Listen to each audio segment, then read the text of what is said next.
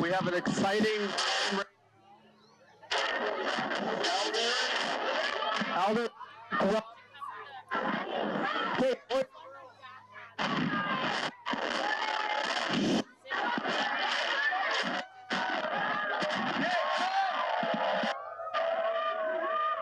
thank you. Okay.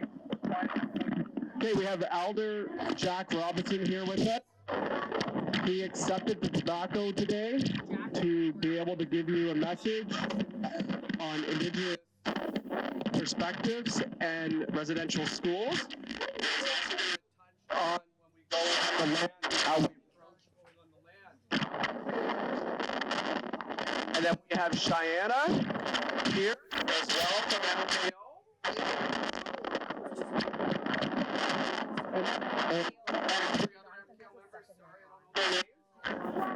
We do that after, okay? And then we're going to have a special presentation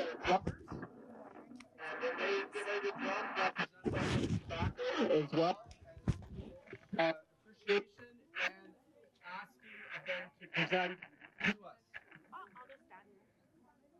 So, Elder Robinson leads the way of this gathering. Thank you. Can you hear me okay?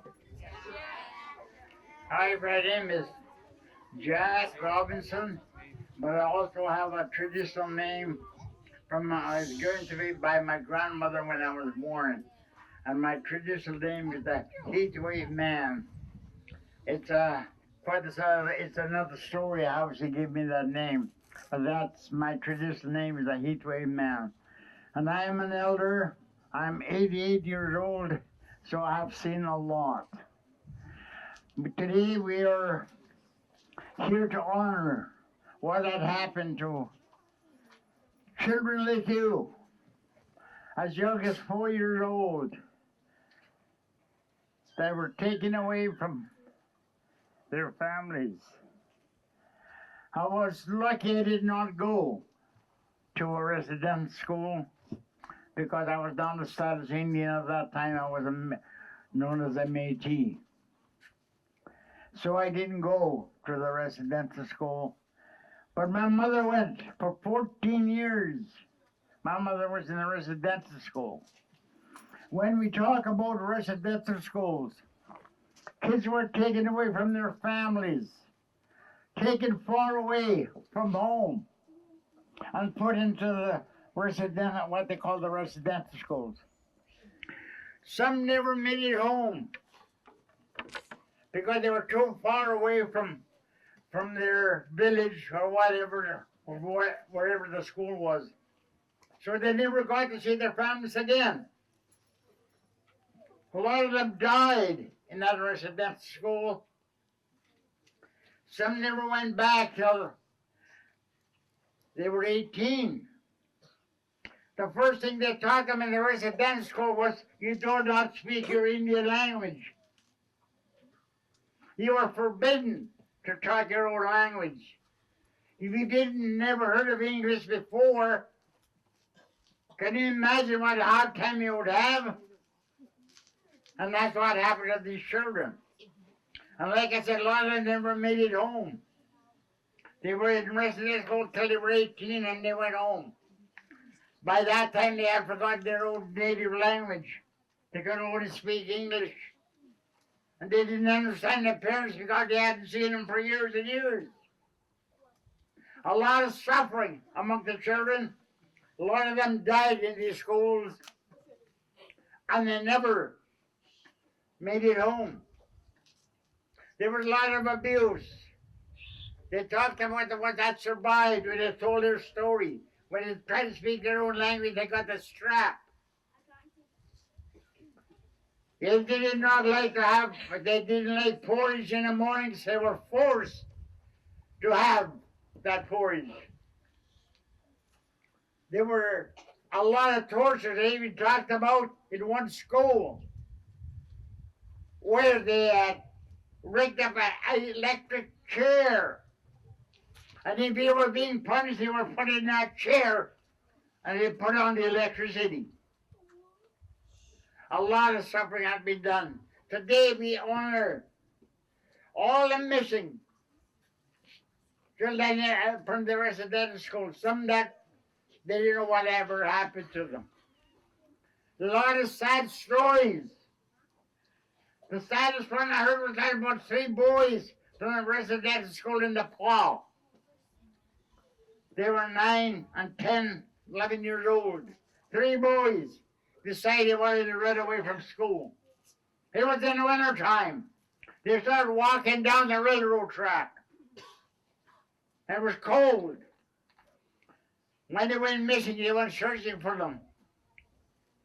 They found them dead, froze to death on the railroad tracks, with their arms around each other. A lot of sad things has happened. Today we call it Orange Day. There was a lady that told her story.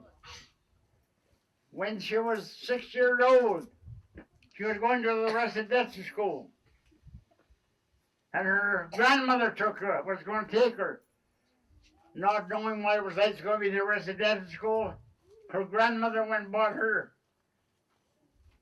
a brand new orange jacket. She was so proud of her jacket, brand new orange jacket. When they got to the school, she wore her jacket. Once inside that school, they took her jacket away. They're going to give you your own clothes here. You don't need that anymore. She cried and she cried, but she never got her jacket back. And that's why today we honor that. That's why we call it Orange Shirt Day today, to honor all the children that suffered in the residential schools. So be thankful today that you don't go through that. And it's better for you to learn about the native culture. We have here what we call a smudge. In our culture, we believe that the Creator, who you call God, it does not matter what we call him. There is somebody that has a high power that created this earth. And that's why in our culture we call him the Creator. Maybe you call him God. Some people call him Muhammad. There's different, it does not matter as long as you believe that there's a higher power. There are different religions, different beliefs, different denominations. But there's only one Creator, one God, one Muhammad, or whatever. In our culture, we have what we call the smudge. We believe that the Creator gave us 4 plants to use in our prayers. And that sage, which we have here burning right now, and tobacco, sweet grass, and cedar. These 4 plants we use when we do our prayers. As the smoke rises, sends our prayers to the Creator. Some people say, a lot of times people ask me, how do you smudge? There's no wrong way, there's no right way to smudge. You smudge. With me when I pray, which I do every day, every morning before I go to work, I smudge. I smudge to my eyes because I want to see good things in people. I will smudge to my ears so I hear good things from people, so I don't hear bad words. I will smudge to my mouth so I say the right things, so that I do not say things that will hurt people. I will smudge to my heart because this is where I speak from. And that's what we call a smudge. I also, in our culture, we have what we call the 7 teachings. Respect, the most important one I was taught when I was a little kid. Love, truth, honesty, courage, wisdom, humility. Those are the 7 teachings. Respect was most important when I was growing up with my grandparents. Because at that time when I was young, like you, we were not allowed to practice our culture. It was against the law. We were not allowed to smudge. We were not allowed to smoke the sacred pipe. We were not allowed to do a sundance. We were not allowed to do sweats. Those were all against the law for Indian people a long time ago. Things have changed a lot. But it's something I always want you to remember. No matter what religion, no matter what color a person's skin is, respect that person. Because we're all human beings and we're supposed to love each other. Always remember the suffering that has happened to the Native people a long time ago when their children were taken away, a lot of them never to see them again. Today, I am very thankful. I give thanks to my Creator that I'm able to talk I talk fluently my own language because I had to go to residential school. After this, I believe you're all going down to the river where you will make an offering. Somebody's going to make an offering for tobacco into the river. That is what is also the teachings. When we do something, we give an offering of tobacco to give thanks. Growing up, I had to hunt for us to find something to eat because there were no stores around where I was. They were a long ways away. To survive, we had to hunt to feed ourselves. We grew our own vegetables. We grew potatoes, turnips, carrots, and everything. I had a garden. We go hunting moose. I used to go hunt moose every year. I got a moose.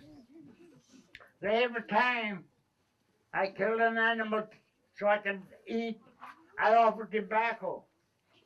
When I kill a moose, I'd give tobacco. And went out fishing, and with a net catch fish, you offer tobacco to the river or to the lake. That is the respect that we have for the land. Today, things are not like when I was your age. When I was your age, I was able to travel across the lake, travel along the river, drink water right. I had a company to drink water out of the lake. We can't do that anymore. We have lost respect for the land. Even when you're traveling down the highway, what do you see? People throwing paper cups, pop cans out of the vehicle onto the highway. That's not respect. You respect your parents. Same respect you have for your parents is to have that respect for the land.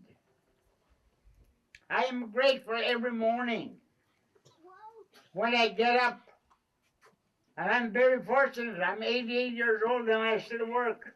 I go to work every morning. And I give thanks. Thank you, Creator, for giving me another day. So with that, I want to wish you all the best.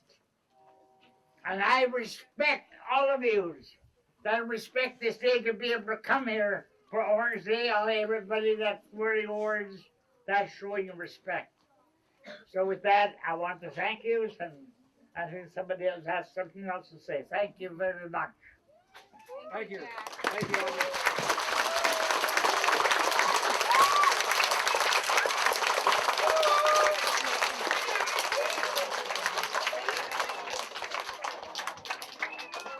Okay. Miigwech, Elder Jack Robinson. I say that in my language. And my language is Soto, that means thank you.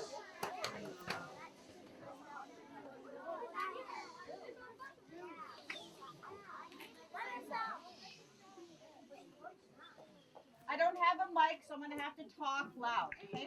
I want to thank you all for being here, for showing up in your orange shirts. We appreciate that. That shows us that you respect what happened to the Indigenous kids in residential schools. We say miigwech to all of you. We'd also like to thank the teachers and the helpers and the principal and vice principal for always inviting MKO to come and share the story of Orange Shirt Day and what it means to us as Indigenous people. It's very important that schools learn about this. Miigwech Riverside School for always contacting us and asking us to be part of your teaching towards the kids. Thank you. So I'd like to introduce the women of the White Wolf, and they're going to do a hand drum song for you all. Honor song, right? Or which song are you going to do? Pardon? The Creator song. Okay, they're going to do the Creator song. Very special song. And so I ask respectfully that you be quiet when they're singing and drumming, because the drum and the song are gifts from the Creator, and they're sharing that gift with all of you today. And once that is done, as they're singing and drumming, Aileen, Tanis, and Crystal are going to go around with the smudge bowls. If anybody would like to smudge, they will smudge you from behind, or you can smudge yourself.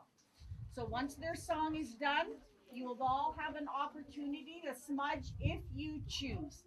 We are not forcing that on you, but it is part of our culture, so we would like to share that with you. Then once we are done, we are going to gift the teachers and the principal a book called Truth and Reconciliation, The Calls to Action. And they will also receive a circle braid of sweetgrass that is going to represent the circle of unity that we all have for one another. Okay?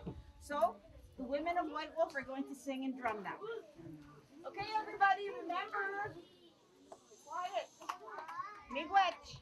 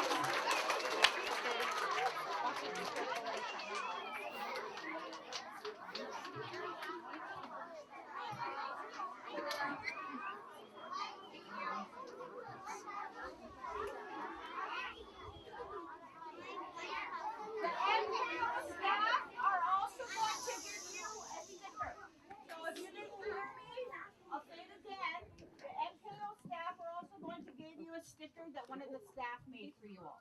Okay?